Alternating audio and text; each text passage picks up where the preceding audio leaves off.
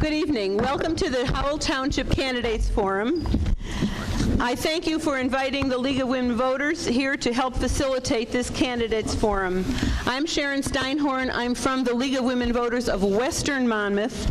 I do not live in Howell Township. I have no partisan interest in the results of this election or in this debate. My only interest is to make it fair and help to educate the public.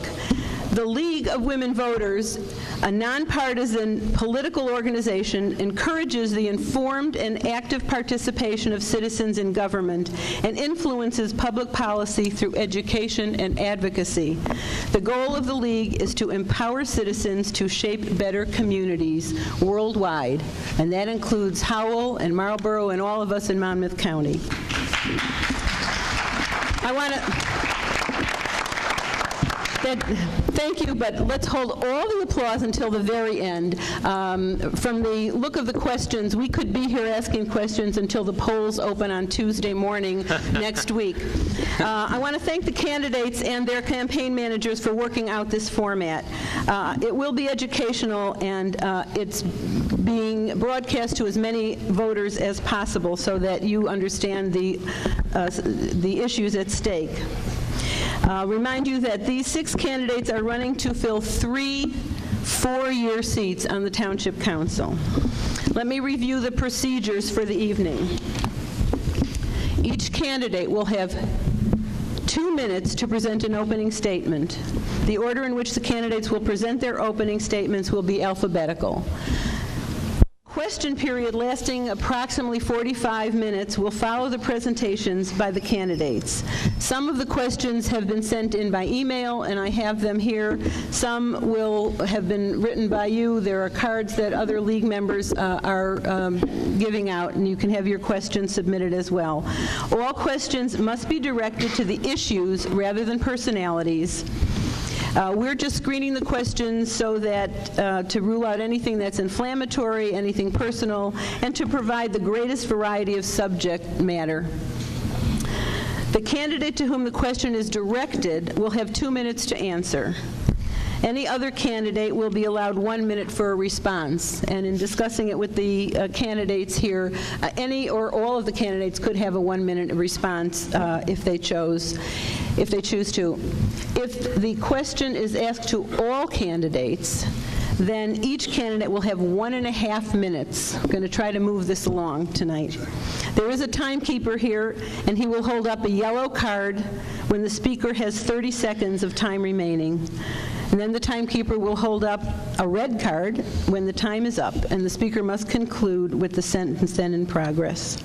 At the conclusion, each candidate will be given 2 minutes for summation, and the order of the summation will be in reverse of the opening statements.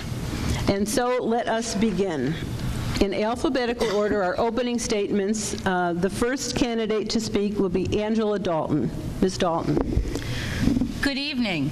I stand or sit before you all tonight to put an end to politics as usual in our good home of Howell Township. I'm Angela Dalton. I've been a resident of Howell Township for 3 years. In fact, my husband Mark and I bought our home for each other as a Christmas present.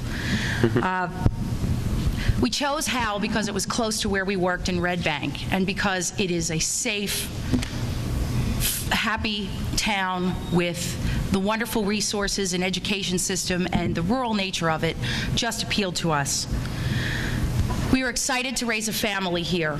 Our daughter Amanda is off at college, but we have 2 small daughters, Miranda and Cassandra, who are toddlers and who will grow up and spend their lives and their educations here in Howell Township.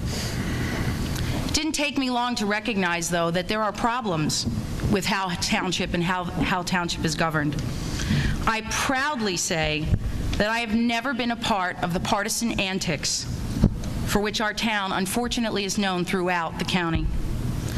It's clear to me that our administration has forgotten that it does not work for a party, it does not work for special interests, but it works for the residents of this town.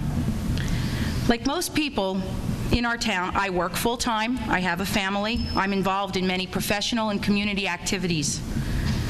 I am energized about all of the things that I'm involved with. And my energy and commitment to council will be no different. Why are Walsh, Dalton, and Howell the most qualified to be your candidates for Howell Township Council? The simple fact is, we do not accept financial contributions from anyone looking to do business with the town. We cannot be bought. We mean it. We cannot be bought. We are truly independent, and you'll see this evening why we are the best candidates for Howell Council. Thank you very much, Ms. Dalton. Next candidate, Michael Howell. Good evening. 1 month ago today was the worst day of my life. I held my mother Catherine's hand when God took her home. This past Monday was a very close second. That is the day that a vicious letter attacking my family and my business was mailed to all of my neighbors in Ramtown by outraged supporters of our opponents. This has got to stop in Howell Township. My wife Lori and I, along with my daughters, moved here in 1999. We wanted to live in Howell because of the beauty of the township and the outstanding school system. Shortly after moving here, I applied for and was appointed to the Farm Preservation Task Force and served on it with pride for the next 5 years, 3 of those as its vice chairman. During that time, we initiated the process for most of the land which this council now lays claim to having preserved, numbers they can't seem to agree on. Twice in the recent past, this administration claimed that they had preserved over 1,000 acres of farmland. Now they claim that number is 297. Why the flip-flop? When were they telling the truth? All the council does is decide who gets the checks. The volunteers do all the work. For any member of this council to lay claim to it is a travesty. Further, we lost the opportunity to preserve a large piece of land simply because the current administration refused assistance from the state and county. We could be doing so much more by utilizing all of the avenues available to the town to assist in paying for open space. It cannot lay solely on the taxpayers' shoulders any longer. I've been asked what qualifications I feel I have to hold this office. I attained the rank of Eagle Scout before the age of 14. I served my country as a paratrooper in the 82nd Airborne Division. I own and operate a local business. I spent 18 months on the planning board. I served for a year on the Buildings and Grounds Committee of the Board of Ed. But most important to me is that I live in this town, I love this town, and I do not want to be taxed out of this town. Thank you. Thank you, Mr. Howell. The next speaker is Mauro Raculia. Thank you. Thank you and welcome. I'd like to first thank the League of Women Voters for organizing this and Ms. Sharon Steinborn for moderating. They say that for many people, the fear of public speaking is greater than the fear of dying. Well, I happen to be one of those people, so please bear with me through this evening. It's now November 1st, next Tuesday's election day. January's right around the corner, and we'll be seating a new council. I don't want another day to go by without publicly recognizing Councilman Juan Malavi for serving this community for the past 4 years with dignity, sincerity, and compassion. Juan, the best compliment I can say to you as a man is that I've never heard a bad word said about you. And I think Councilman Walsh and Councilman Tabasco, working very closely with you, will applaud you as well. Thank you, Juan. A little bit about myself. Most kids, when they grow up, they dream of being baseball players, astronauts, a president, etc. I always wanted to be my dad. My dad was a man who worked very, very hard his life to benefit his family. We moved to Howell. He moved our family and our business to Howell in 1969. I was 12 years old. I've spent the better part of 37 years working with my dad. He himself never had the time for civic involvement. 30 seconds. He spent his time building a business. He allowed me, as a person, to get involved as a father, coaching and running a Little League program. I was first approached by Juan with the opportunity to run for this office. I sat down with my family, discussed this with my lovely wife Janine, my son Joseph, my son Mario, and my mother. I think this is a critical time in our township's history, and I know the right council person at the right time can make a world of difference. Thank you. And I know I can be that person. Thank you. Thank you. Next speaker is Ed Skibicki. Yes. Good evening, everybody. My name is Ed Skibicki. I'm running for Howell Council along with my running mates, Maura Raculia, and Peter Tabasco on the Republican ticket. First, I would like to thank the League of Women Voters for holding this event. I'd like to also thank our opponents for agreeing to this debate. Look forward to a fun and productive evening with all of you out here tonight. We also had another debate this morning. Unfortunately, the other side did not attend, so this will be the only debate where we'll have all 6 candidates present. I would be remiss if I may take a second here to talk about the biggest event in my life, which is the birth of my first baby girl a couple weeks ago. I'm happy that my wife's here tonight. She finally got out of the house. I had my folks come over and babysit, so glad you're here tonight, Kristen. She's doing well. Baby Audrey's doing well. She came in at 11 pounds and was a natural childbirth, so I'm very proud of my wife. We're thrilled to have her. She's a big reason why I'm standing up here, or actually sitting up here this evening, because I want to make Howell even better for her than it is for everybody who's living here today. I moved to Howell 5 years ago. Actually, the month after September 11th. It was a very interesting time and a very sad time. I live in Ramtown. I could have chosen a lot of towns to live in. I chose Howell for its good school system, proximity to my workplace, where I work as a financial advisor. 5 years later, many things have changed. September 11th made me reflect on how I can make a difference. I've never been involved in politics before, certainly not a career politician by any means, so I decided to start locally and see what I could do for the town. I'm running to keep government spending down, keep it running as efficiently as possible so that families like mine can continue to enjoy the wonderful lifestyle we have here in Howell Township. I look forward to keeping Howell moving in the right direction, and I ask for your vote on November 7th next week. Thank you. Thank you, Mr. Skibicki. Next speaker is Peter Tabasco. I want to thank everybody out there, first of all, for coming. About 4 years ago, there might have been 75 people out in the audience, and I think I recognized probably 90% of you back then. A lot of you are our friends tonight. Almost all of you will be our friends, whoever the 3 are elected, in about 7 weeks. I will tell you that it's been a big honor serving as your council person the last 4 years. And I'm actually very proud of what the previous administration has accomplished. When we came in, we had a number of objectives. We had the motto, recreation, ratables, and reform, establishing silos for those objectives. And we were, and still are, tremendous agents of change. I will tell you that in the 4 years before we took over as council members, and there's been a lot of misinformation put out during this campaign, but I will tell you, this is called the Abstract of Ratables from Monmouth County.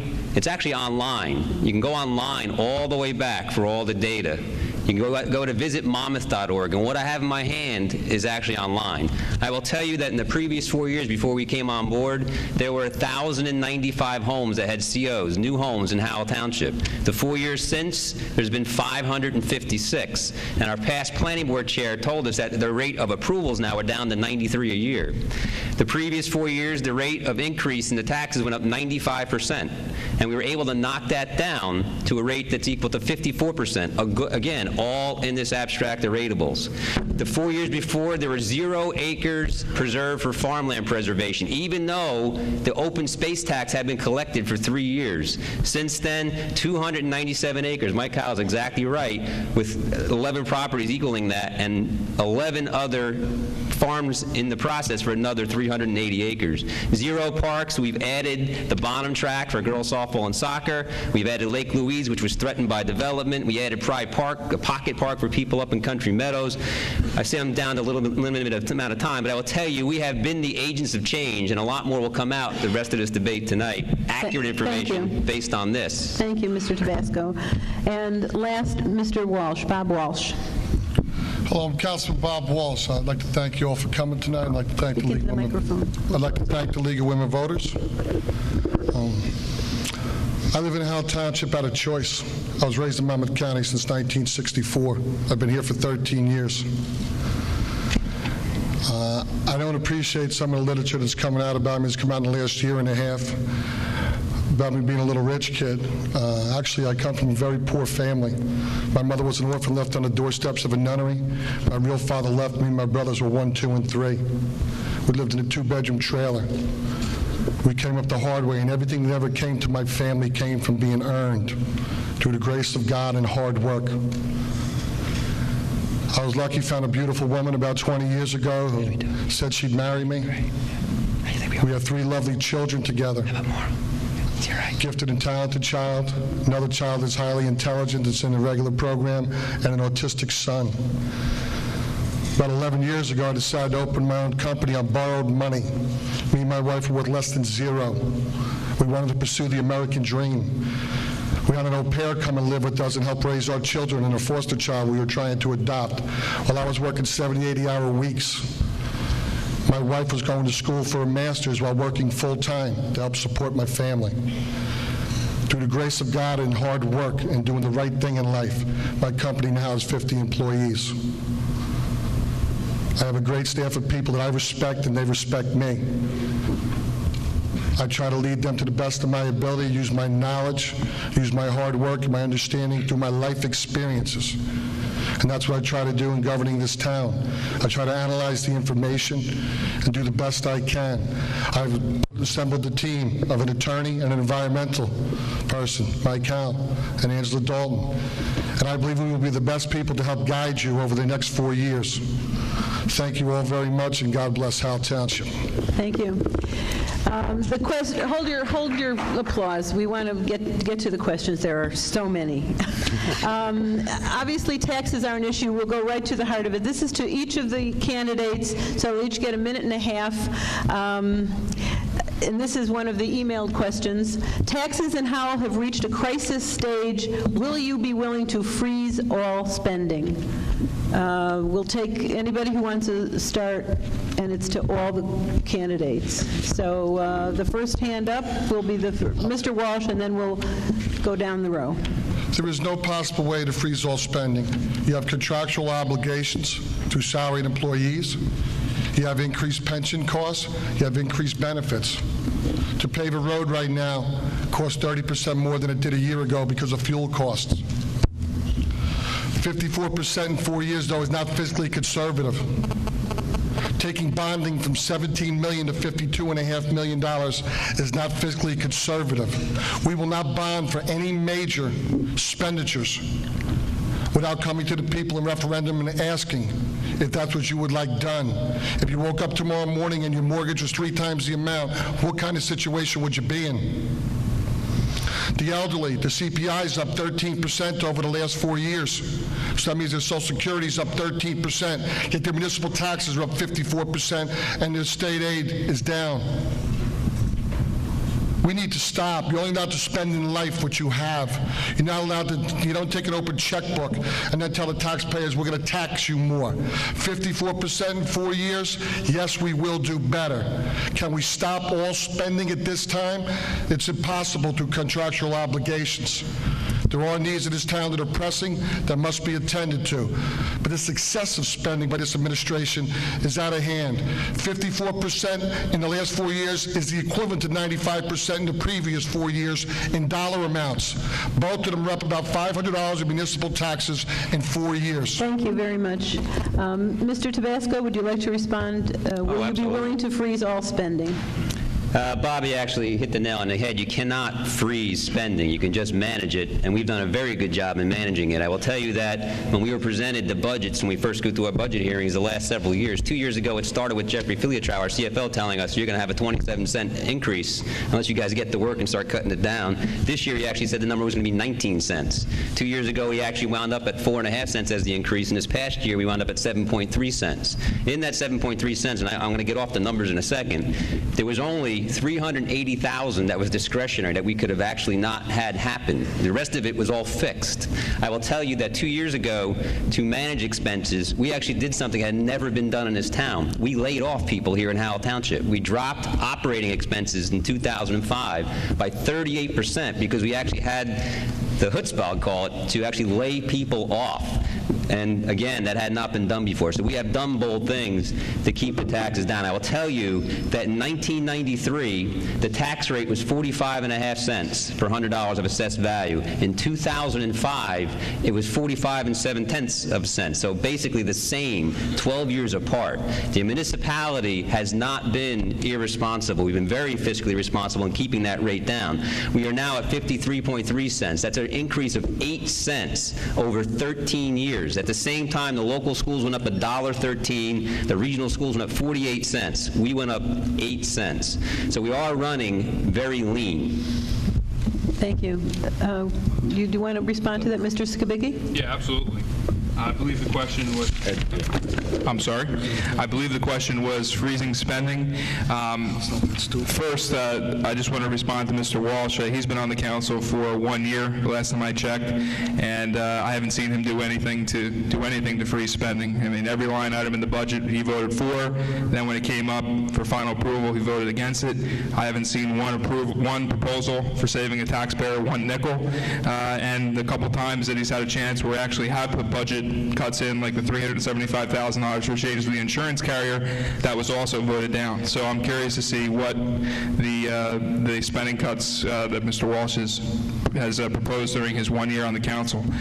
Secondly, although 54% is not a stellar record, it's certainly a dramatic improvement over the 98% increase we had in the 4 years prior to this administration taking charge.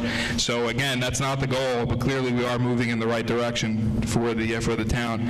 And finally, regarding bonding, almost half of that money was for open space, which costs a lot more money in the short term, but in the long term, once you buy land, it's acquired, and everybody says that we want to curb development. Well, in the long run, that'll save us even more money by buying the land now and not having to pay for it for future generations to come. Thank you. Mr. Ricculio? I'll just respond with a couple of things that I'm familiar with.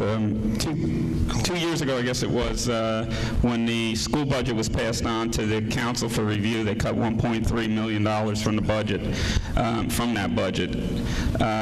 They cut duplicate services. They worked on cutting that. They cut $500,000 in salaries by eliminating youth and family services. This was a duplicate service that is covered by the county. So we didn't need it in this town. And in turn, a private organization has actually come into that same facility, and they're running the same programs at no cost to the taxpayer. Right now, Governor Corzine has actually asked the legislature to pass and work on property tax relief. Everybody knows we need property tax reform in this state. We're getting killed with that, so with our property taxes. We have a very good relationship with Senator Singer. We have a good relationship with Assemblyman Malone and Assemblyman Dancer, and we've had discussions with them, and we continue to have discussions with them, and we'll continue to put pressure on them to get some reform from the state. We have to make the tough decisions. They voted to change the health insurance in the town. That saved the township $375,000. Councilman Walsh voted against that. Sometimes you can't be popular. If you want to be effective, you have to make the hard choices, and that's what this council has been doing, and we will continue to do. Thank you. Thank you. We still have 2 more responders. Mr. Howell. As far as Mr. Walsh voting against the insurance carrier being changed, I believe Mr. Walsh was a councilman for a week, and the paperwork did not go to Mr. Walsh. According to Mr. Davis, it actually went into former Councilman Lucy's packet, and he never saw it. It was prudent for him not to vote for it because he never saw it. He was also told that representatives from the insurance agency and the unions would be there that evening. They were told not to come. I don't know what the explanation for that would be. We can't freeze spending. We can't. Vehicles break. Roads have to be repaired. Those are things that have to be done. They cost money. What you have to do is do what you can with the money you have. You don't take the credit card out like this administration does on a daily basis and buy things you want instead of things that you need to have. We didn't need to go out and bond $20 million to buy 2 pieces of property. We're already being taxed 2 cents per 100 to purchase open space. That is a tax. We don't need to be taxed again. Thank you. Ms. Dalton. Is it any coincidence that the professionals that this township has hired and paid over $7 million in the last 4 years are the same professionals that donate to Republican political action committees, to the Republican candidates for council, to these current candidates, and to the candidates for the last several years? Assemblyman Joe Malone and Ronald Dancer and Senator Singer have all said the same thing about what happens when professionals get paid for making their political campaign contributions. The public pay more for services. The public pays more for professional fees. Where does that money come from? It comes from every one of our tax dollars, and we won't take their political contributions, and we won't pass that added expense on to every single one of the taxpayers. We will not do that. We can reduce professional fees. We can eliminate excess costs.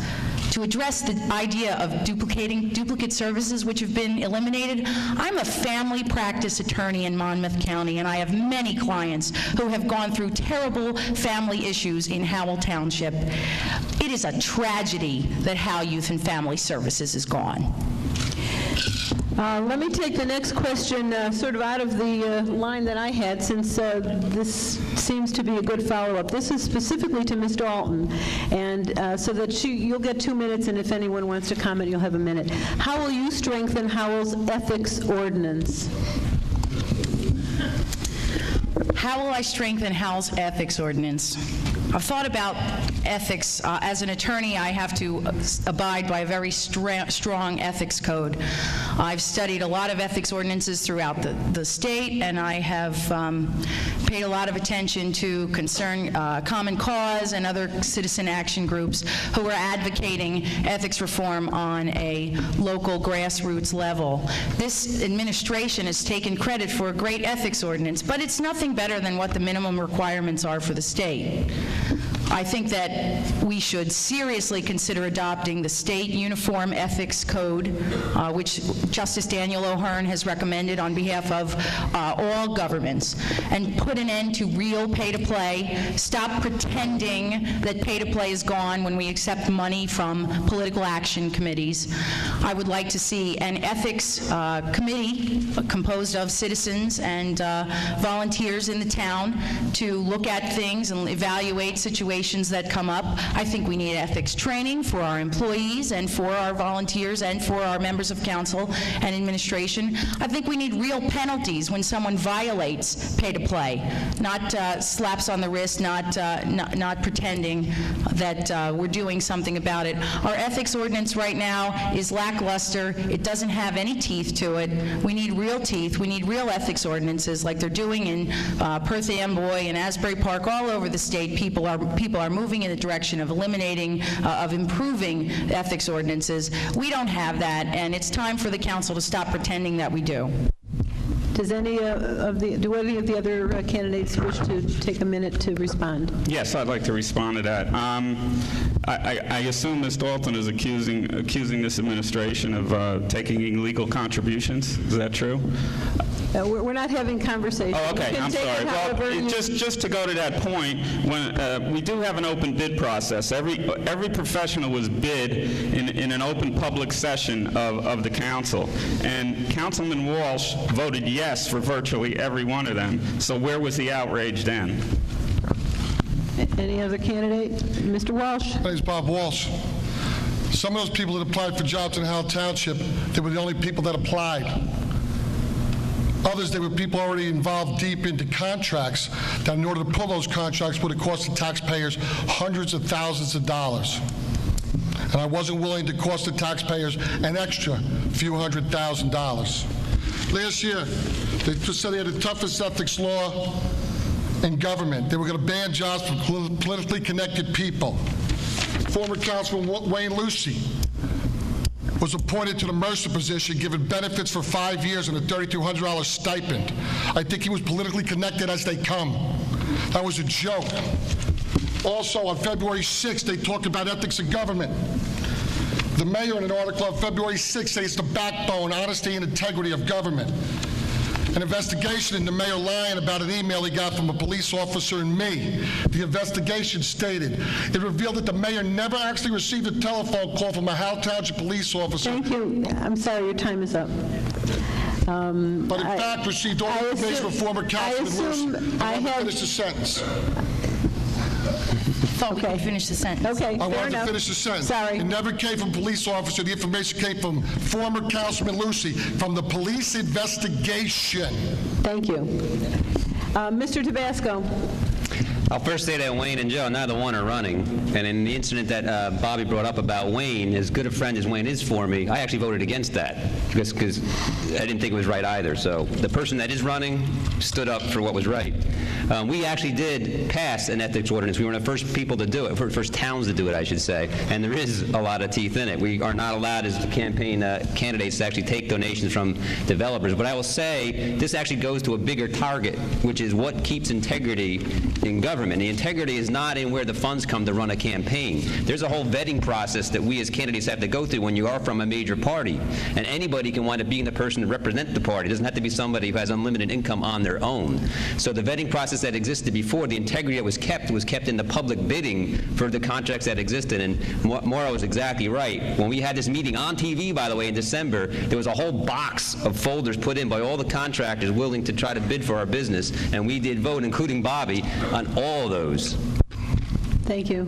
Did Mr. Skibicki wanted to get a word in here, too? Yeah, I just wanted to say one thing. I take personal offense to these pay-to-play allegations. I've become very knowledgeable about these ELEC reports, and we report every single penny that we receive, over $300, and I just find it curious that the other side, in all of their marketing material, says that coincidentally they will only take contributions of $300 or less, which, oh, by the way, happens to be the level where you don't have to report where the money's coming from. We ready to move on to the next question? This one is a new subject. Mr. Tabasco, that means you get 2 minutes and anyone else gets 1. The municipal building is old and in need of repair. Does your administration support the building of a new town hall, and how will this be funded, I assume, if you support it?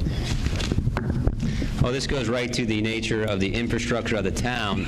When we took over, we faced a number of harsh realities in 2003. I will tell you that the reason why the tax rate is only 8 cents higher now than it was in 1993 is because previous administrations actually did the irresponsible thing, which was to cut the tax rate and not do anything. We have a nightmare infrastructure situation in our town right now. Roads, there's people out there sitting there, their roads are still the original bluestone, haven't been touched in 35 years. And I will tell you, other than keeping it affordable to live here, that is the number 2 issue.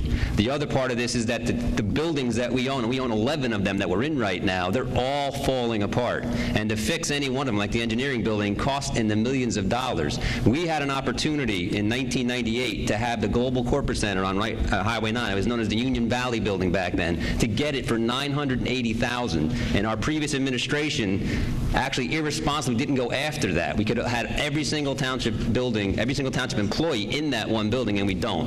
So we're at a situation now to invest millions in old structures which are just going to continue to fall apart. There's mold situations, we can't open the panels for lights, etc. Or do we go after and build a new building and bring everybody from all over town that's an employee under one roof? So that's the thing that we are weighing. I will tell you that previous administrations actually passed ordinances actually to go ahead and bond for millions of dollars to fix the engineering building in Town Hall, but we've held off for a couple of years because we're going to be debating that, in fact, next year as to whether or not we do fix those buildings or consider building a new one.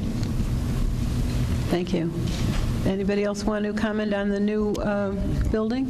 Or no? I will. Yeah, Mr. Walsh. Where are we going to come up with the money? Let's cut to the chase. If that was one of the most important things, what are we doing bonding from $17 to $52.5 million? So now, if we need a new building, what's it going to be, another $25, $30 million? They also have plans to build a recreation center on the Harms track. And Mayor DeBella had said, speaking of recreation, he promised the township will build a recreation center. It will happen on our watch. Mr. Tabasco's watch, Mayor DeBella's watch, that Republican administration. Where are we going to come up with all this money? People are worried about putting the shirt on their kids' backs, food in their belly, and a roof over their head. The seniors are worried about surviving. What are you going to do, chase everybody out of here? You can only spend what you have in life. You're not allowed to have an open credit card. 54%, if that's fiscally conservative and prudent, we're all in a boatload of trouble. Who got a 54% raise in the last 4 years? Not a lot of people. Thank you. Anybody else want to chime in on the administration building, town hall? Can I rebut? No. We played that already. We decided not to play ping pong earlier. Because me and Pete can play ping pong, as you all know. You did have your one comment, and if you have something to add at the closing, you'll have an opportunity. Or maybe some other questions here. Mr. Skibicki, what are your plans for COA compliance? How do you propose that Howell satisfy its fair share housing requirements? Well, I keep doing that, I'm sorry. We are actually in the final stages of actually completing our plan. We actually had a meeting last week that we had to postpone because we made some changes at the last second to the master subcommittee plan. There's a law that, just for everybody's edification, you have to notify everybody for 10 days, and we weren't able to do that, so we rescheduled the meeting. I believe it's for November 9th. Don't quote me on that, but I know it's sometime in the second week of November. And keep in mind, the COA process is a process. It's not something that we're necessarily happy about. We have to deal with it. This is what the state has mandated, that we have to have a certain amount of affordable housing units based upon our growth rate, both on a residential basis and a commercial basis. I am the COA Affordable Housing Chair. However, I am not alone responsible for making this plan. We have very competent professionals that work for the town that have been working very diligently behind the scenes to do this. I've been in constant communication with them for the last 6 or 7 months. Candidly, when I first took the position, which I never asked for, but I don't say no to a challenge when I'm asked to help, I didn't know much about COA, and I'm still not the expert. I've learned a lot more over the last 6 months, and I certainly know enough about it now to effectively work with these professionals that the town hires to come up with the best plan that we possibly can. We'll actually have the official plan released to the town in a couple weeks, so I'm really not at liberty to go into all the details right now, but we are in compliance, we will be in compliance, and I think everybody will be fairly pleased with the result when we're all done. Thank you. Anybody else want to comment on that? I'd like to respond to that. Yes, Mr. Alton. Our COA Round 3 certification plan was due October 28th. We're behind. It would have been rejected if it was submitted. It's on the internet right now. It was circulated and published last week, and it's a piece of garbage. It proposes that the way we're going to satisfy our COA obligations is to put high-density housing in commercial zones on Route 9 and Route 33. Just what we need. Do you know the stretch of Route 9 between Aldridge Road and West Farms is the 7th most dangerous piece of highway in the country? The country, not the county, not the state, the country. And the COA proposal come up with by our COA council, or COA administration, is to put high-density housing in the most dangerous place in this state to drive. It's unacceptable. Furthermore, there hasn't been a COA board meeting all year. Anybody else want to? Mr. Tabasco. About a week after we came into power in our administration, we actually put forth a round 2 plan that my fellow running mates and I started orchestrating before we were actually on the council. We actually hired some of the best people in the state, and our round 2 plan was certified not too long after that. And when we received that certification, we were told that we wouldn't have to have a round 3 plan until the year 2010. Well, we had a very well-funded objector who continued to file lawsuit after lawsuit, and we were certified for 2 complete years. And finally, one judge, we have such a liberal court in New Jersey, liberal Supreme Court, actually let this person win one of them where the round 2 certification was thrown away in August. And we were told you had 2 months to August 28th to come up with a round 3 plan. So instead of having until 2010, 2 months ago, we were told you have 2 months to get it done. And oh, by the way, we actually hired from the state one of the top planners in the state. He worked for the state in Chuck Newcomb. And he and Santina Bombatti have been working very well used your time. on the round 3 plan. I'd like to comment. Mr. Walsh? A round 2 certification was overturned a few months ago. Councilman Tabasco's right about that. One of the major reasons it was overturned is because this administration wrote a memorandum of understanding to a builder saying 350 homes could go on the Rubenstein Egg Farm site that right now is zoned 17 acres commercial and 7 homes on the back. That's all it was zoned for. What are we doing?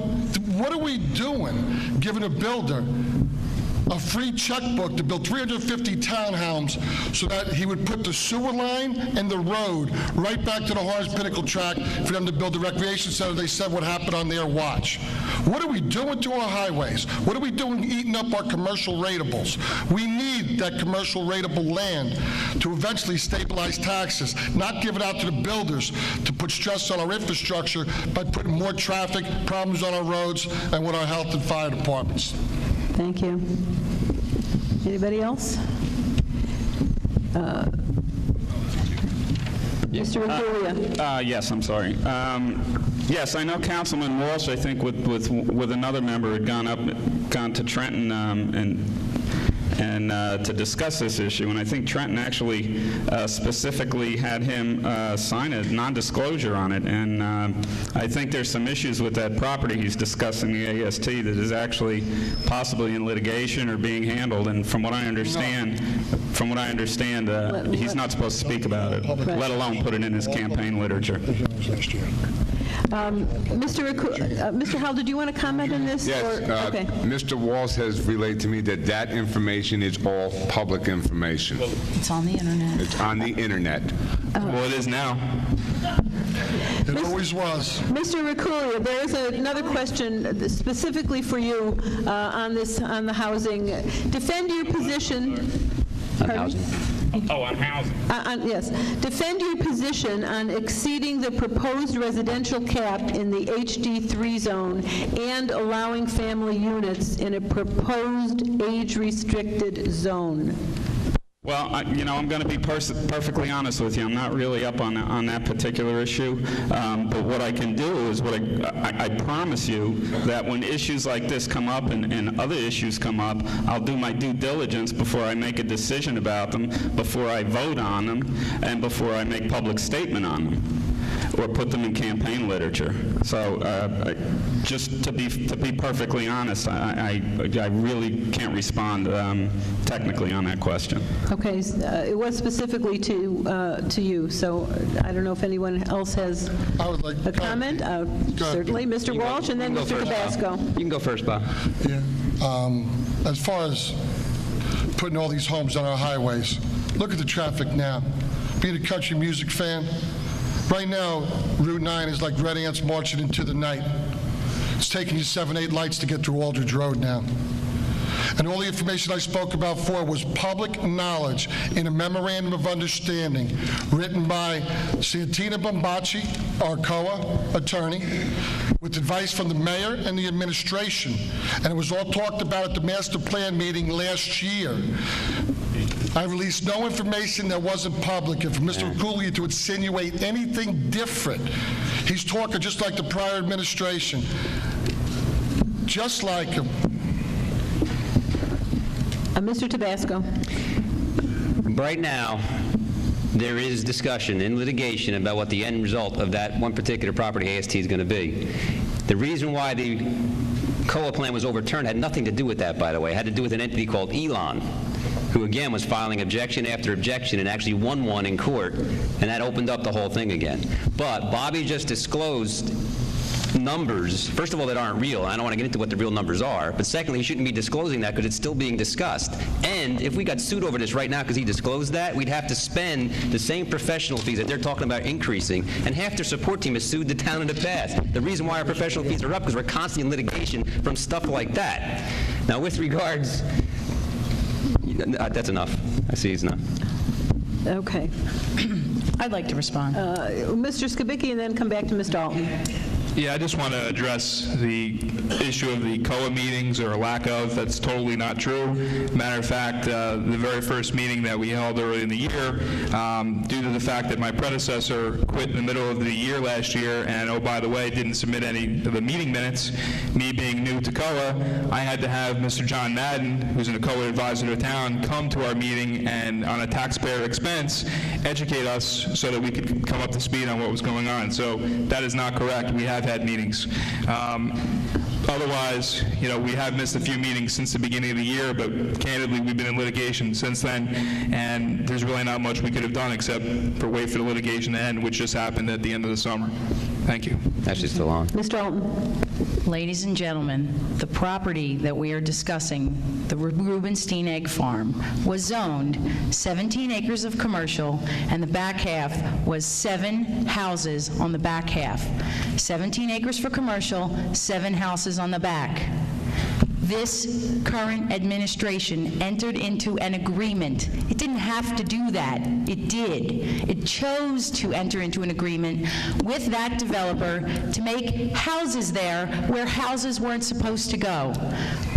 Bob, Mike, and I assure you that we will adhere to sound planning, adhere to the master plan, not hand out variances and zoning favors to developers, to their professionals who make contributions. It's very simple.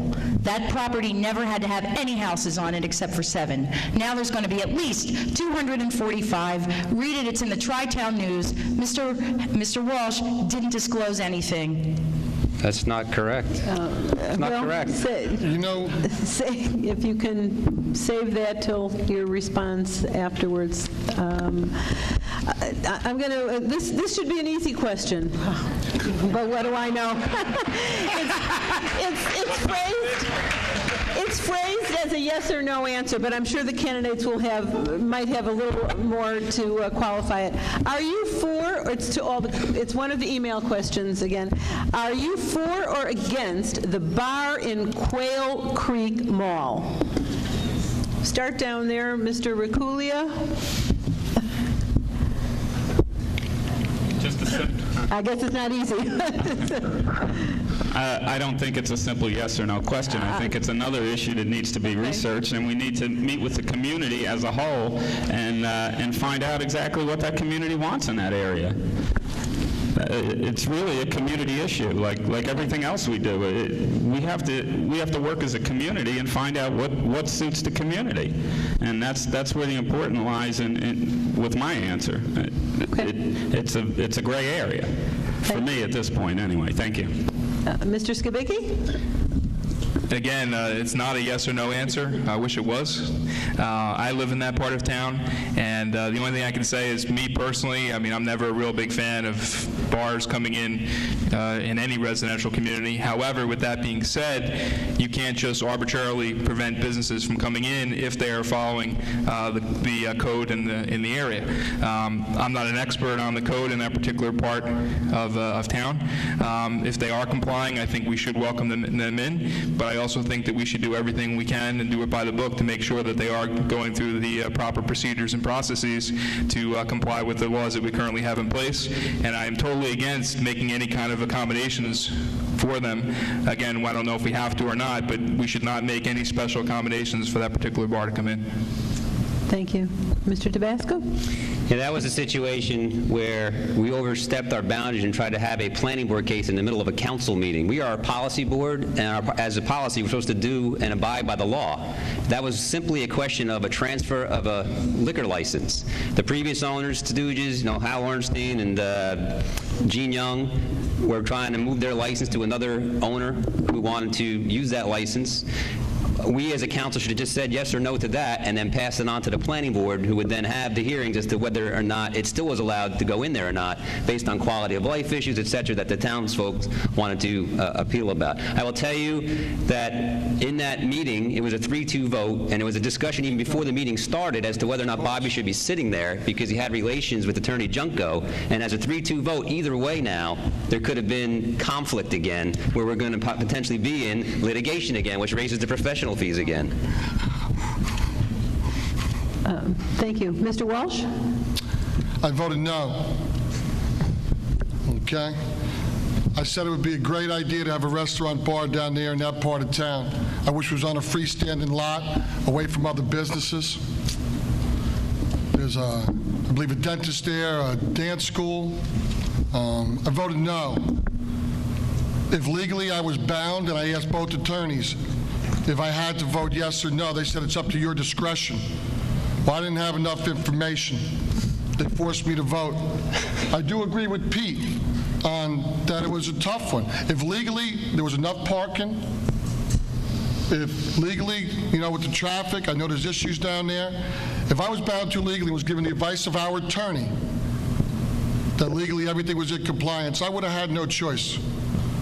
But quality of life, and the attorneys told me I had the discretion, I voted no. But I'd love to see a bar restaurant down there for the people in that area. I wish it was a freestanding building away from the children. Didn't affect the people who live right there's quality of life. They could use a nice restaurant. I know I have some people mad at me because I voted no. I chose not at that time, using my discretion, not to affect the quality of life of the people that are already there. I'll stand by my vote. May not be popular to everybody, but it's what it is. Thank you. Mr. Alton? The power to zone is an extremely powerful object that the township has. That's why we have to look carefully at zoning when we do the municipal land use zone plan, the master plan. Mr. Walsh relied upon the advice of the professionals that are hired by this council in order to come to his decision on that vote for no. I don't know that I would have told the council that they had all that much discretion in making that decision. I don't think this council should invite litigation, which will certainly follow from the applicant. I do want to correct something. I think Mr. Tabasco said that that was a person-to-person transfer. It wasn't a person-to-person. I believe it was a place-to-place. The applicant owned the license already, and he was just moving it from another location. I don't know how I would have voted yes or no on that in terms of what was presented. In my opinion as an attorney, I think that the applicant complied with everything he was supposed to, and I have to agree with Mr. Tabasco that I think it was probably a matter that should have been in front of the planning board, and unfortunately the council didn't have all the facts in front of it. Thank you. Mr. Howell, would you like to respond? I also, like Mr. Skibicki, live in Ramtown. Would we love to have a restaurant there? Sure. I'm sure Mr. Skibicki gets as tired as I do of driving to Applebee's and Brick or driving out to Route 9 and would love to have something closer. That being said, from what I recall of the hearings, there was no question that the individual who owned the license was able to transfer it from one spot to another. The question became, did he comply with the ordinance that required him to file a site plan because he was going to become a new use in that area? He was not an existing use. It's a retail area. He was not going to be retail. He was going to be a food service. One is not interchangeable with the other. The individual declined to provide the information required for the site plan. He was asked to come in with a professionally drawn sketch of the floor plan. At the first meeting, he said fine, he would do that. At the second meeting, he said, no, I ain't gonna. You're gonna give me my license. Well, he didn't comply with the site plan requirement. That's why you vote no. You make the individual take the route that everybody else has to. He goes to the planning board, and once the planning board decides, then the council decides, can you move it? Thank you. Thank you. Obviously, I didn't know much about politics in this town when I thought that was an easy question. And this one also shows my non-interest, or not interest, but I don't know much about Howell. I suspect, though, that this may be the elephant in the room, or maybe there are a lot of elephants in this election campaign. But this is to Mr. Howell and Mr. Walsh. And it has a little bit of a preamble, but I think it will clarify it. A paper is circulating in Ramtown and perhaps elsewhere in Howell Township that makes some serious charges regarding Parkway water and Mr. Howell and Mr. Walsh. It charges that Mr. Howell sought to discredit the water quality of Parkway water in order to profit from the sale of water treatment units. It also charges that Mr. Howell and Mr. Walsh sought to buy the Parkway Water Company. I would like to give Mr. Howell and Mr. Walsh the opportunity to publicly address the charges and to clear the air. This is the questioners. So I would, obviously this does have to, it is personal, but it has to do with the issues in the election. So, Mr. Howell? Yeah, I'd like to answer that yes. first. In 2003, Parkway Water Company disclosed to the residents of Ramtown that they had been failing their test to comply with the level of radionuclides in the water. they had failed to tell everybody that they had been failing that test for over a year and a half. My company did nothing wrong. We provided an outlet for people to come to if they wanted to remediate the water on their own. We didn't force anybody to come to us to buy a water treatment system. In fact, in 4 years since this disclosure was made, we have sold a grand total of 15 water treatment systems in Ramtown at $300 of profit per unit. I don't think I built a new house with a built-in pool on that. If I did, it's a very small house and a very small pool. We did, in fact, Mr. Walsh and I, when Mr. Walsh was still a private citizen, not a councilman, attend a meeting in Town Hall with the mayor, then Councilman Wayne Lucy, and the township manager, Mr. Walsh, and myself. That was it. Because the mayor had asked for assistance in looking for people to purchase this company. Brick MUA was waffling on purchasing it because of information they received from tests that were conducted by the township, not by Howell Water Treatment Company, not by Michael Howell, not by Bob Walsh. We met with the township. The mayor actually said in that meeting to Mr. Walsh, "Why don't you just buy it?" Mr. Walsh declined. He said, "All I know about water is it's wet." The township reached out to David Earn, asked him if he would be interested in talking to us. Mr. Earn said, "Absolutely not. I want nothing to do with selling it to a private company. I want to sell it to Brick MUA." That's it. Thank you. Mr. Walsh?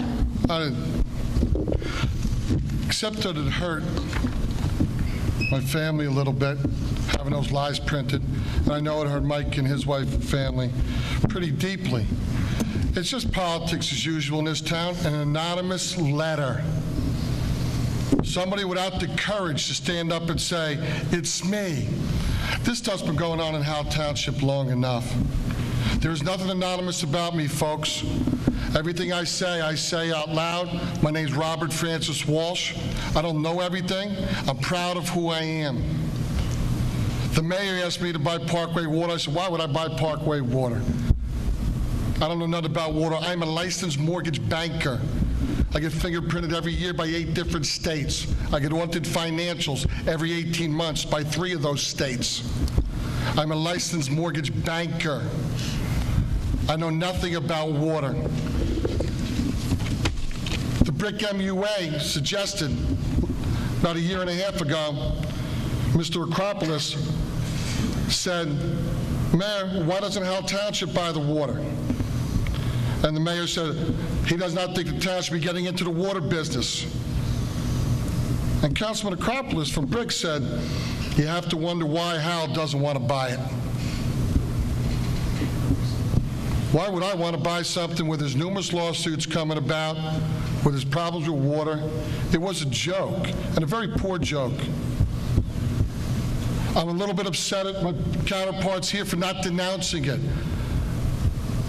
Everybody knows it was politics as usual in Howell Township. Somebody sending out an anonymous letter from New Brunswick with false accusations. And the only people in that meeting were Councilman Wayne Lucy at the time. I was not a councilman, Mayor DeBella, and the town manager, me and Mr. Howell. So how did they get all that information? They seem to know a lot about it. Thank you. Do I take it that Mr. Reculio wants to respond? I'd just like to respond that I take exception to you including me in that I didn't announce it. I didn't announce it. I called Mike Walsh and Mike spoke Walsh? to I'm sorry, Mike Howell. You all look alike. I take offense to that. Okay. But I didn't use your name in it. I did call Mike Howell yesterday, and I understand that there was an article done by Bob Jordan in the press today, and certainly if he would have called me and asked or any of us for that matter, for a response to it, I definitely would have denounced it, without question. Whoa, Mr. Walsh, hold. No crosstalk at the moment. Just Save it. one point, please. I would publicly like to thank Mr. Reculio because what he said is extremely accurate. He called me last night to apologize and told me that he had absolutely nothing to do with this, and I believe him. Okay. Thank you. So do Thank I. you. Thank you. Oh, we're not ready to put this one Oh, to no, not at rest. all. Mr. Tabasco. This speaks to the whole integrity and government issue, and I will tell you that these guys cannot find a way not to find themselves into conflict. This is the third one tonight. Now, we had nothing to do with this ad, but I will tell you for the better part of 2 years, their campaign has been running. I've been, a pig jumping through hoops. We've been pirates in the papers for 18 months. So for the first time something happens from an anonymous source, they're blaming us. We had nothing to do with that. But I will tell you, it's the third conflict you already heard tonight. One on the AST issue, now one on the water, and there was an issue 3 years ago where the Fountains case was being heard, and 10 months of hearings, 7 meetings were thrown out because of the conflict that Mike Howell got involved in. So again, it's repetitive, the conflicts over and over and over again. You want integrity in government, stay here. They just admitted, both of them, that they did try to buy the company in a very precarious time for that water company. I did not. When did we admit that we tried to They did. Does any... I would like Mr. Tabasco to Howell. answer, when did we admit we tried to buy Excuse me, anything? Mr. Howell, the audience has heard what, everyone has commented. The only person who hasn't, if Mr. Skibicki wants to make a comment, and Ms. Dalton, and then we're going to put this one to rest. Yeah, I just have a couple brief comments. First, I found out about this. I live in Ramtown. I actually got a copy of the letter yesterday, which is when I found out about it.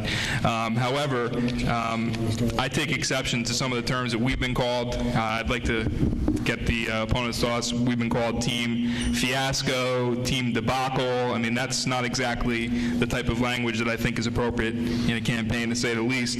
And finally, regarding elephants, this guy over here, and me, we're the only 3 elephants in this room. Ms. Dalton. Ladies and gentlemen, you are judged by the company you keep. Okay. That goes 2 ways. We're moving along. Save your applause. We're moving along. Change in route here. What does Howell Township do for senior citizens? Why should we stay? Who would like to start the ball rolling on that one? Go over there. We've been first all night. You guys go first one, so we can Why don't we'll move down this way. There you go. Mr. Howell. In my opinion, the township can never do enough for senior citizens. My mother, before she passed away, was helped tremendously by the people in the senior center. Carol Zor and the people that work there are a tremendous asset to this township. They should not be used as a bargaining chip by the administration with threats of being consolidated with recreation departments or any other department in this township. When the senior center says they need a new bus, we should go get them a new bus. We shouldn't make them tell us why they need it. Okay, you need a bus, get the bus. When they say they need an elevator, you know what? Instead of getting somebody's office painted or hanging pretty pictures up in town hall, maybe we should make sure that they have an elevator. Thank you. Ms. Dalton? When the results of the reval come out next week, we will do everything we can to help everyone, especially the seniors, get through this difficult time. Holding town meetings at the senior areas and at the senior centers, helping with advice on what to do. We know it's coming, folks. We know everybody, a lot of people are going to file tax appeals. Seniors can't afford to pay their taxes now. What's it going to be like November 10th when we all see what our new bills are going to look like? If we make plans and promises to people who live in senior communities like the villages, we're going to stick to those promises and not break our promises to seniors. We can't do enough for the people who have served our community, our country, who are our leaders, who are our role models. We can't do enough for seniors. Mr. Walsh? Always been very dear to seniors. My mother probably is, if I was allowed to have an idol, being a religious man, my idol would be my mother. Being an orphan left on the doorsteps of a nunnery, having 3 boys by the time she was 21. Her and my real father's grandparents, my grandparents, my real father's parents raising us. My real father left me, my brothers were 1, 2, and 3, until she married a wonderful man, my stepfather, when I was 7. She'd be my idol. She gives of herself. I see a lot of seniors that give of themselves. Seniors have earned the right to get some help. They've earned it. Children deserve a chance, and the seniors have earned the right. I mean, welcome to the way I really think. From the age of 20 to 60, 65, I need to work to give the children a chance, and the seniors have earned the right for some help. Before we start giving money to professionals and builders and pillaging and plundering, I'll make no bones about it. Before I paved the road, I'd help feed the seniors. I'll make no bones about it. There are things we could do without in life, and there's seniors that aren't getting by today. I'm the liaison over to the senior center. I do some little things now over there with the tangled thread, bringing them thread, and the S&B, which is the stitch and bitch, don't mean to curse. But they're the seniors who knit things for the poor and for the children that are sick in hospitals. And we need to do as much as we possibly can for our seniors. They've earned it. Mr. Tabasco. It's an interesting comment now that they're flip-flopping again, because when the budget was talked about, the one person that voted against it is sitting right next to me, and in that was an elevator for the senior center and replaced a chairlift. So again, that was just one of a number of capital improvements for the town, firearms for the police. When this person who went through the 6 months of hearing with us was for everything, and when it came time to vote for it, he voted no. One of the things he voted against was an elevator for the senior center. We happen to have a very good senior program here in Howell Township. The buses go all over town, pick up the people, bring them to the site. Carol Zor is a tremendous director. I've been there a number of times. Next year, the calendar for the county actually is incorporating our senior center. Pictures with Joe Oxley, myself, and a lot of the seniors there. This person voted against an elevator, a chairlift for the seniors right now. That's great. Mr. Skibicki? Yeah, I just want to reiterate Pete's comment about Carol Zura. I've had the opportunity to meet her. She does a fantastic job for the town. And my personal opinion is that we do a lot for the seniors. I think down the road at some point we do need to provide some additional senior housing for the simple reason that right now anybody who's currently working, 5, 10, 15 years from now, if they want to move to an age-restricted type of area or retirement community, there's not enough homes to really allow them to stay in Howell. It's pretty much a forced move outside of the area. In addition to that, it would be nice to have those units in town for tax revenue purposes as well. Mr. Aculia? Yeah, I just ditto everything everybody had set up here. I don't think there's a person in here that has a problem with senior citizens. We all love our parents, the ones that we still have with us. We want to see everybody's parents taken care of. They're as important, or if not more important than our children, at least as important. So yeah, we all have a vested interest in them. Thank you. Okay, thank you. There are multiple questions here about contributions and pay to play. We'll go back to that subject, and maybe we can put this to rest. I'm going to read a couple of them, and you can pick whatever. What is your team's position on pay to play? Does your campaign accept PAC contributions, and if so, do Howell professionals and builders donate to those PACs? I'd like to answer that first. Okay. Our campaign absolutely refuses to accept money from builders, professionals, anyone doing business with the town, anyone wishing to do business with the town. Mr. Skibicki made a comment earlier that it was kind of amazing that all of our donations seem to be of the under $300 variety, so they don't have to be reported. Well, we'll put them on a website. Everybody can see them. We have nothing to hide. We will list every single campaign donation. Will you? It's on the ELEC report. Let's go back and forth on this. Let's one from this side and Mr. Tabasco, and then we'll move back and forth if that's okay. Well, this year, the other team here actually happens to be the beneficiary of the perfect storm. I'll tell you that. The last 5 years has been such political correctness in the speech by the liberal media in this country that they've gotten it to the point where nobody wants to contribute to a campaign. And I told you before, that's wrong. For 230 years, our country's worked very well, where people who did want to participate in the business of townships would get to know people. The integrity wasn't kept on where the money came from. It was kept on the public bidding, which he participated in December.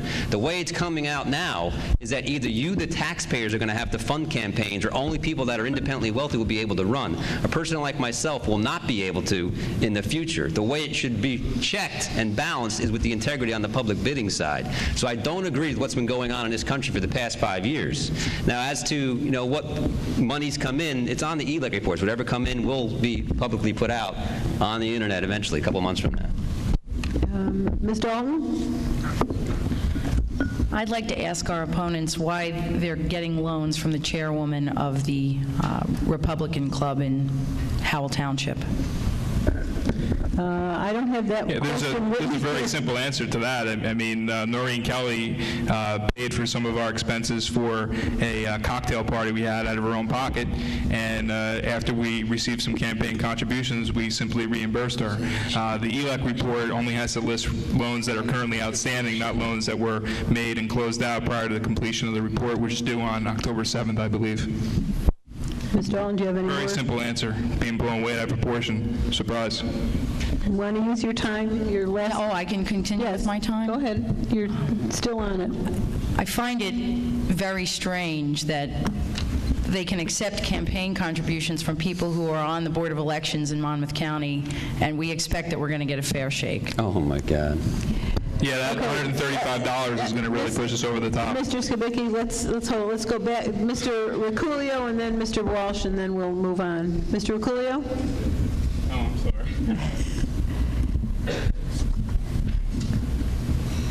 Well, first of all, they do have campaign laws in effect, and we file all our ELEC reports, and we don't leave anything out. And as long as we're following the law, I don't understand why there would be a problem. That hasn't been answered. I mean, the accusation is that there's a problem in what we're doing in accepting campaign contributions. A private citizen, it's a First Amendment right, has a right to make a campaign contribution. So from our standpoint, we've done nothing wrong. We've done nothing illegal. If a person wants to donate to our campaign, they're more than welcome to do it. It doesn't mean they're going to get a position anywhere in the town as far as I'm concerned. And that's the way I look at things. Thank you. The last word on this subject, Mr. Walsh? Thank you, ma'am. It's just a coincidence they want everybody to believe that over $7 million in no-bid contracts that went to campaign contributors are theirs. Just a coincidence. I'm going to read directly what a Republican Senator Singer, a Republican Assemblyman Joseph Malone, and a Republican Assemblyman Ronald Dancer had to say. Cozy relationships between public officials and campaign contributors also increase the cost of government. For 3 years, we've been advocating for a comprehensive structural reform that would include a ban on pay-to-play. Banning this practice at all levels of government will save taxpayer dollars by ensuring that public contracts go to the lowest qualified bidder rather than campaign contributors who inflate their prices to cover the cost of political donations. Political donations have been flying through Howell Townships, and no-bid contracts have been flying out. These are three Republicans, prominent Republicans, three elephants, as Mrs. Skibicki would call them, in the Republican Party. And they're telling you that you're getting hosed because of political campaign contributions coming from those who get all the contracts. I'm going to top it even further. Senator Carrillo says wheeling is a practice of shifting campaign contributions. Mayor DeBella himself on May 22nd of 2004 said wheeling money is legalized money laundering. They've accepted legalized money laundering in the Republican Party in Howell Township for the last 4 years. It all needs to stop. And the red card says, stop. This is going to be the last question because time is running out. Obviously, many of you submitted questions, and we'll never get to them. As I said, it would take until election morning. But here's the last one. It's a new subject before we ask the candidates to give their closing statements. This one is directed to Ms. Dalton, but I would certainly like to hear everybody's comments. What circumstances justify using eminent domain? What is your team's position on the government's use of eminent domain? I have the odd, unique position up here of having represented municipalities in eminent domain proceedings and having represented property owners in eminent domain proceedings. I stand steadfast in telling you I would rather represent the property owner. Eminent domain is painful, it is hurtful, it is not what our founding forefathers intended it to be. Our team's position is that eminent domain will only be used in an important safety or public health matter, such as an important traffic condition or something that is serious. We need a little piece of property for a road improvement or a light or something. We will not take the property of the people and hand it to a developer, to a business person, in order to allow them to have free access to money, basically, by generating profits on the backs of people who love their property and love their town. Howell is unique. I came here because of the farmland, because of how rural it is, because I like the long stretches of forest all over the town, and even on Route 33. I will tell you that this team's position is we will not use eminent domain to massacre Route 33 and turn it into a stuffy, traffic congested area like Route 9 has become. That's not going to happen on our watch, folks. We will not take your property. Does somebody on the other side would you like to speak for the whole team? I don't know if I want to speak for the whole team, but I'll speak for myself. The way I feel about eminent domain is, I think it's just flat out wrong, period. I think what's going on in Long Branch is atrocious, the landmark case of what's going on there. I'll do everything in my power to make sure that that power is not used. I don't think it should be given to government in the first place. Okay, Mr. Tabasco. The current administration actually felt so strongly about it, we actually passed a resolution already against it. However, I will tell you that there are certain cases where a municipality needs to use it, and one specific example was when we got involved with the Harms property. I actually went to an eminent domain proceeding to get and acquire that particular piece of property, which again was about 150 acres for the town, where we had missed the opportunity in 1998, where Leonard Holmes is, and they have that water problem right now. It was supposed to be a park. And then the Tim Konopka administration passed on it, and they could have had it for $3 million. It wound up being bought by U.S. Homes, went to $15 million. He then sued to try to get it. The town spent a lot of money. We still lost it. So we had a situation very similar to it, analogous to it very recently, and we went through that process to get a piece of property, a legacy piece of property for the town. So there was one use that we thought was right. But we did actually pass a resolution as an administration not to take it from private, like one-house type things for any non-public, really public use, safety, for example. Anybody else need to chime in? Mr. Howell. Eminent domain is flat out wrong. Somebody owns a piece of land, you don't take it from them. It's theirs. It's stealing. It's the same as walking into a store and taking something that you don't own and not paying for it. Councilman Tabasco is right. They did pass an ordinance that said that they would not use eminent domain. He was the one that fought against giving up the right of this council to use that. I would not give up that power. You're right. Thank you. Mr. Walsh? Well, go ahead. Oh, you first, Martin. My wife told me I got to be nice to you tonight. You first. Well, Mr. Walsh, I saw your... No problem. I just you were reaching for the microphone. I actually like Mr. Riccouli. I'm just playing with him, okay? I don't think eminent domain should be used at all unless it needs to be used for a school. We need to widen the road, or of a hospital or something to that nature. Other than that, the American dream is to buy a piece of land, have a home on it, raise your family. It's yours. That 1 acre I own over on 24 Camelot Drive it's mine when my wife lets me have it, but if not, it's hers. That's our home. Nobody should be allowed to take that for profit. That's unspeakable. I don't understand where it comes from. I think Ms. Dalton said it great when she said it wasn't what our forefathers, when they did the Declaration of Independence, the Bill of Rights, intended to happen. That right to own land is one of the most important things to me as an American citizen, somebody in Howell Township, and I will take nobody else's. Thank you. Mr. Riccouli? I agree wholeheartedly with that statement, Bob. The only thing is I don't agree with this scaring people in literature. In this last piece of literature, the Walsh campaign mentions a redevelopment authority which they will consider dissolving to pursue aggressive eminent domain policies against people and property owners on Route 33 and Freewood Acres. If I lived in Freewood Acres, years, that would scare the hell out of me. Well, in fact, there is no redevelopment authority. So putting things like this in literature just specifically to scare people, I believe is wrong. There's either two things that happened here. One is that he didn't know there wasn't a redevelopment authority, or number two, he deliberately did this to frighten people. And I think that's wrong as well. I'm going to actually go back on my word and indulge in saying that was the last question, and indulge your patience. I would like to ask one last question that was submitted, and I think it's relevant, and 1 minute for each, and that is for everybody. What are your plans to bring better decorum to the Howell Township Council?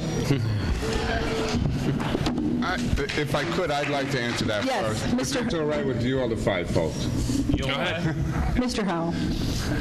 Time for us to go. Some of our meetings run just fine at Town Hall. Everybody's nice, speak well to each other, speak well of each other. Other times when there's a hot button issue, people tend to lose control on both sides of the dais. It's wrong. We're adults. We're supposed to treat each other like adults. The biggest problem seems to come when people are asking questions and the council continuously interrupts those people to try to give them answers before the questions are finished. The first thing we have to do on the council is we have to be the ones to shut up and sit down. We don't have to tell the residents that that's what they need to do. We need to sit there, take notes, and then when the people are finished with their questions, then we attempt to answer them. If we don't know the answers to them, we take their information and tell them, I'm sorry, I don't have the answer for you right now, but I will get back to you with that answer. Thank you. Let's go back and forth. Mr. Rakulia? I agree with Mike on that, but it does have to work from both sides. Thank you. You and I agree a lot.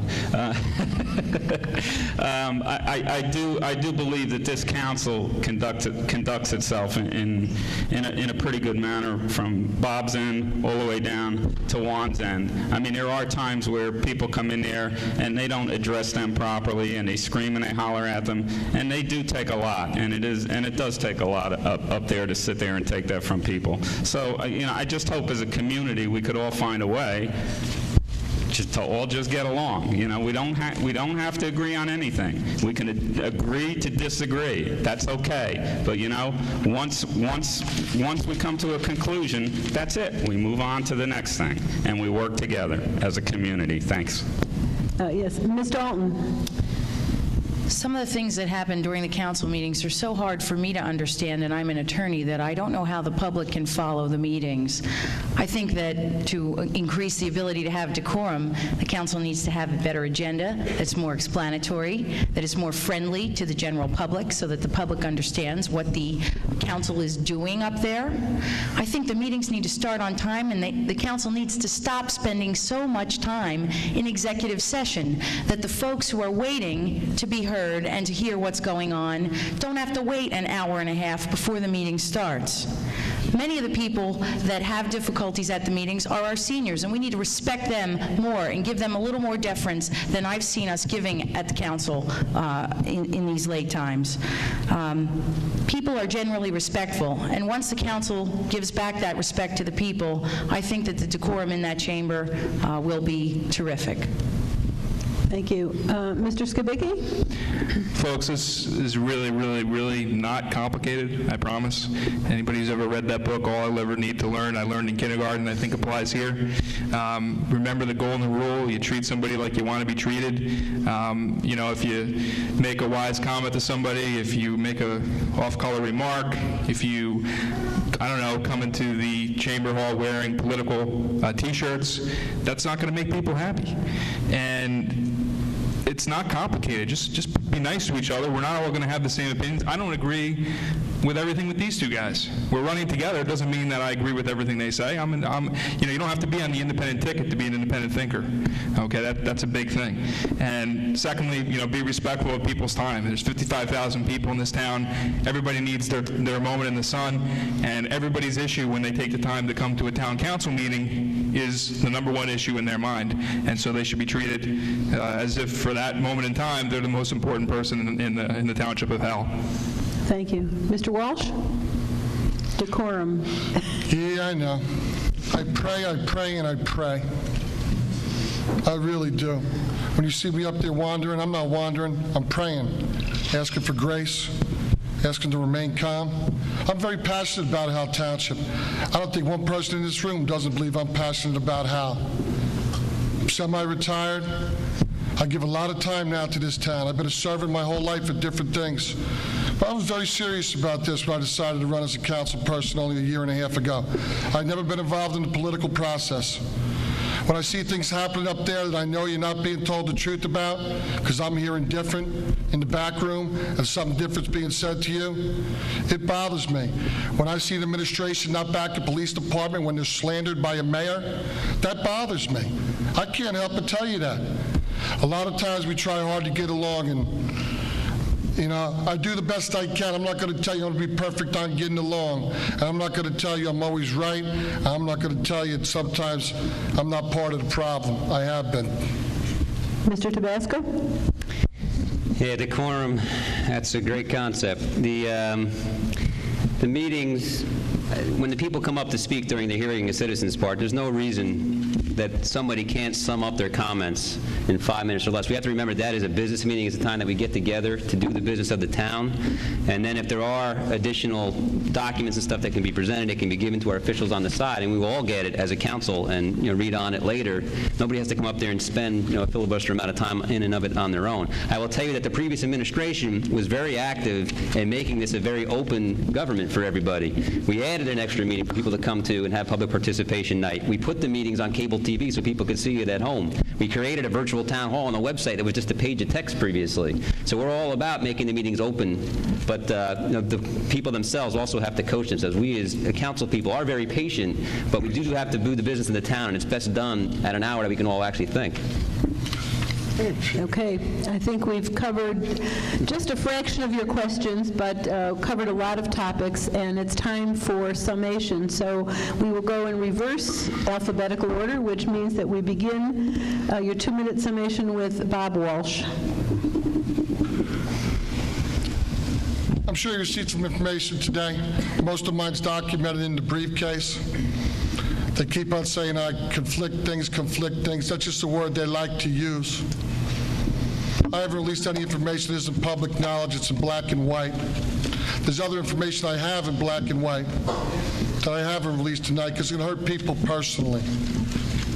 I'm not out to hurt anybody. I care about my town. I chose to run for office. I chose to use my own money to do it, so I wouldn't be conflicted by professionals, and I could do the best thing I could for the town and not owe anybody. It's not easy being up there. I will give the mayor, Peter, Juan, and Cynthia credit, and anybody else who served before. It's not easy. You can't please everybody. I've done the best job I could. I've spent hours upon hours studying, talking to people from outside the town to get a different perspective. I don't just ask one party. I don't take marching orders. And believe me, marching orders are given, folks. If you don't think they are, I got something else to tell you. On some days, I'm ashamed to be involved in politics. On some days, it's the most shameful thing I've ever been involved in my life. But I love my town. I'm going to be here for the remaining of my days, God willing. I chose to serve the town. I'm doing the best job I possibly can. I've assembled a team I think that's unique and will help the town in a tremendous fashion over the next 4 years, which is going to be difficult. The reval's going to hurt. I've spoken to other towns, 60 to 80%, 90% of the people have went up in their taxes. It is no perfect world that you're hearing a third. They need money, the state, the county. There's been mismanagement by partisan politics all over, and they keep on coming to the taxpayer. 54% in Howell Township compared to 24% for the school board and 16% for the county is not fiscally conservative. Vote Walsh, Howell, and Dalton, November 7th, the independent ticket. Mr. Peter Tabasco. Thank you, everybody. I want to thank everybody for coming, and I'm happy that this is actually televised. I will tell you that, we've actually achieved quite a bit as an administration, and we have still more to be done, and the fire in the belly is there to actually take us through to fruition on a lot of these things. I started setting off some stories before.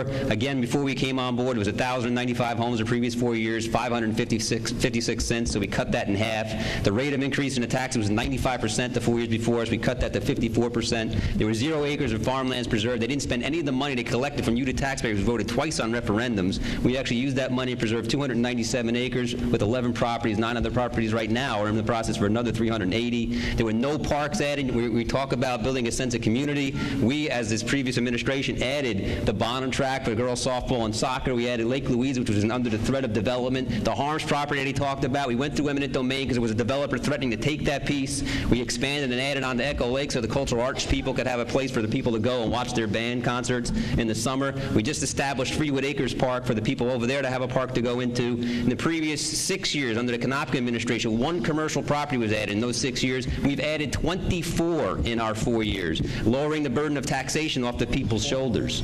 We did the reform of the government. It was very inefficient. People were leaving Town Hall very displeased. We did an efficiency audit. We changed the whole way government was run over there. We had now a new town manager, a new deputy manager, a new clerk, who actually was the previous in all 3 positions, and then we realigned the silos so that people will have customer delight when they leave there. The departments were all realigned. The last thing I'll say is in this particular flyer, there isn't one piece of information that's actually correct. You go through here, they talk about reval. In the reval, that has nothing to do with government spending. We spent $40 million last year. Unless we raise spending, we'll spend $40 million next year. So when the reval assessment, when the assessment comes through, the rate will drop. Your spending will not go up based on the reval. It goes up based on what we do, and we're capped at 2.5% per year. Thank you. Your time is up. If there were an award for the most words gotten in the 2 minutes, Mr. Tabasco would be the winner. Our next speaker, Ed Skibicki. Well, first I want to thank the League for this event. I think you did a great job, and I appreciate everybody coming out and spending their evening with us, and also the people who watch us tomorrow night at home as well. I had a prepared closing remark, but due to the fact that I didn't have enough time to rebut everything, I'm going to go in a little bit of a different direction. I'm tired of hearing excuses. That's all I keep hearing. Mr. Howell said before that Bob Walsh didn't have enough information before voting on the insurance issue. Just for everybody's information, there is a third option. It's called abstaining. You could have abstained. You didn't have to vote against something if you didn't have the correct information. Please hold it. Okay. In addition to that, we've had tax and the CFO missing $401,000. I didn't have the information. Then there was a public apology issued after that. I mean, what is it going to be next? A dog ate my homework? I mean, this is real stuff here. This is serious business. We all have a stake in this. I mean, this is not us versus them. We all live here. This town's got to be run properly, and you can't speak out of turn. I mean, I wouldn't even say that to my wife. I think she'd get pretty ticked off at me and then say, "Oh, I think you were doing something behind my back." "Oh, no, you weren't." She would not be too thrilled after the fact. So I mean, I'm just tired of the excuses. I think we're the best choice by a lot. It's ideas versus excuses. We have a lot of ideas. I have a lot of ideas going forward. I look forward to the opportunity to serve the people in Howell Township, and get out there and give us your support next week on November 7th, and we'll do a great job for you. Thank you. Maros Rakulia.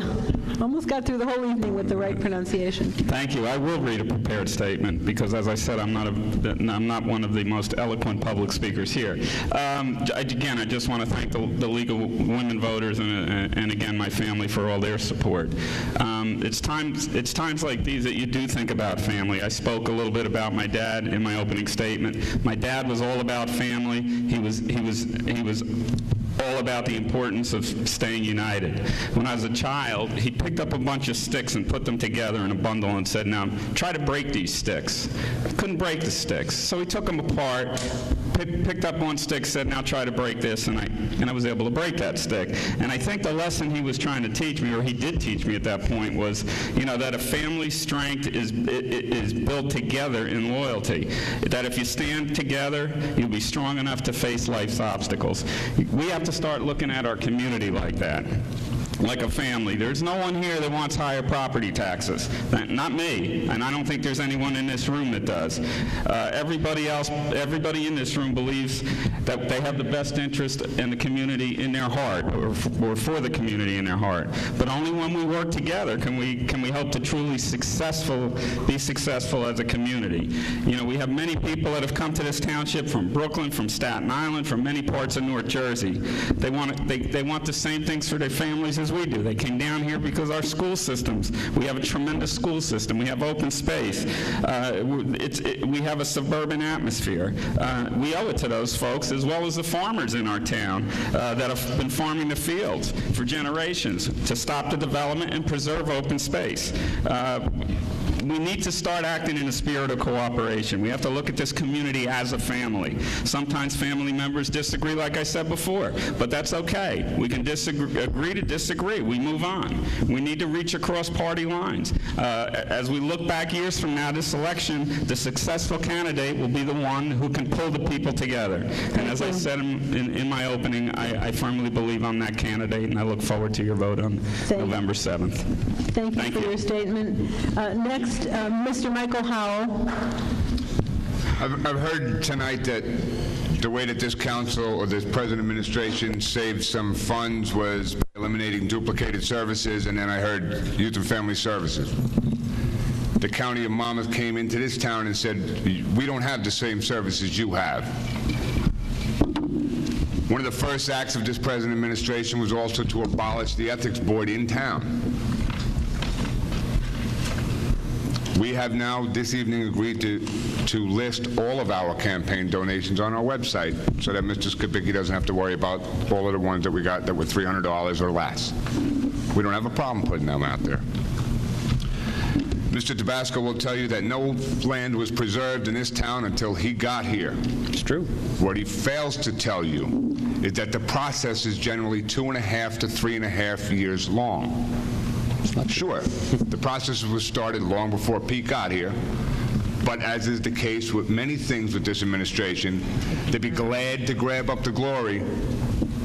And even though you've also heard Pete tonight say, well, so-and-so isn't running, so-and-so isn't running, he'll also keep saying, but it was the last administration, not this one. They're not running either. As independent candidates for council, we offer you a very unique opportunity. We don't take money from builders. We don't take money from developers. We don't take money from attorneys. We don't take money from planners. We don't donate $30,000 over a course of 4 years and make $1.2 to $1.4 million. Thank you. And last but not least, Angela Dalton. In 2002, professional fees were $1,966,000. In 2005, professional fees were $2,813,000, a 40% increase in 4 years. If anybody believes their taxes only went up 2.5%, you're not looking at reality. That's under this current administration's watch. Ideas. I've heard a lot tonight about ideas. We've put out plenty of ideas, ladies and gentlemen. If you've seen our campaign literature, our ads, our website, www.independenceforhowell.com.org.net. You can't miss it. Our ideas are listed there. Our vision, a real vision. And I will just give you 6 of those ideas on how we hope to cut back on the rapidly rising expenses of this town. We will not take on additional debt without long-range planning. We are not going to borrow money against our children's future. We will maximize farmland preservation by seeking all appropriate grants and not hesitate to get state and county grants and give up some control and some glory for property in order to preserve it and keep it from being developed. We will pursue shared service agreements with boards of education, with other communities, so that we can split the cost of a wood chipper or a snow plow. It's like sound bites. We will reverse the new zoning in the proposed master plan, and we will prevent those 2,800 new homes from being built on Routes 9 and 33. We will cut professional fees by constituting, for example, the Ordinance Review Committee, and we will stop politics for profit. I'm proud to be part of this campaign. I never wanted to get into politics because of the pledging that goes along with it. I'm proud to have the opportunity to be independent. Please vote for us on November 7th. And now I'd like to thank, we can hold it, we'll do, thanking all 6 candidates for wanting to serve and for agreeing to this public forum to address all of you here in the audience, and we can be giving a round of applause to them, to yourself, and to those of you at home viewing. Thank you for watching. You deserve a round of applause. And don't forget to vote on November 7th.